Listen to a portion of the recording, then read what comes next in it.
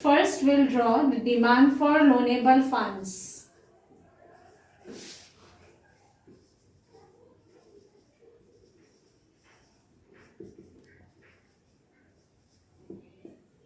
So this is our y-axis and this is our x-axis. Our x-axis shows loanable funds and our y-axis shows rate of interest. Now, first we will draw DS.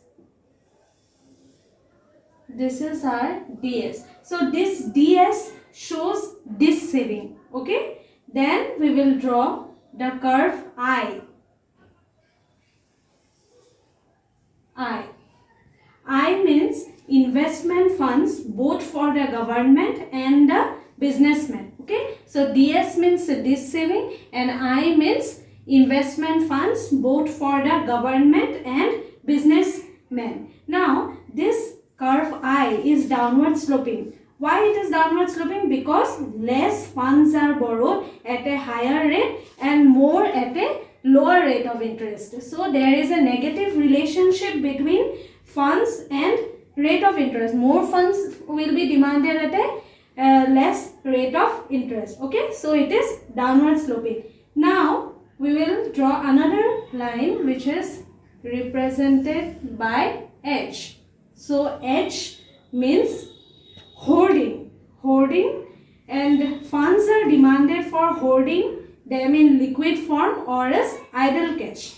Now, when we will sum H, DS and I, that is the lateral summation of hoarding, this saving and investment, we will get a curve that is summation D. So, summation D is equal to H plus DS plus I.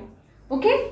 Now, we will come to supply for loanable funds. This was our demand. Now, we will come to supply. Supply for loanable funds. Now, for supply, first we will draw a curve that is represented as DH. DH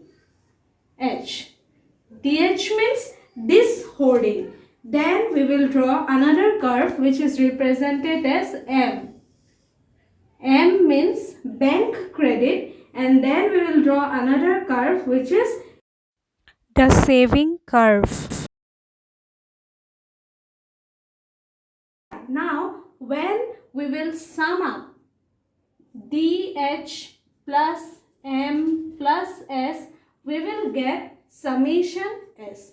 Now, summation S, we will draw like this, summation S. Okay, now see where summation D and summation S will intersect at this point. Here we will mark it as OQ, we'll mark it as OR, and this point will be OQ. So, this is our equilibrium point E.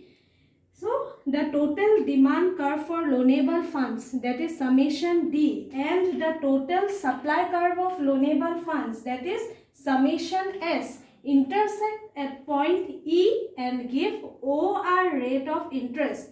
At this OR rate of interest, OQ amount of funds are borrowed and lent. So, this is our diagram for demand for loanable funds and supply of loanable funds. Okay.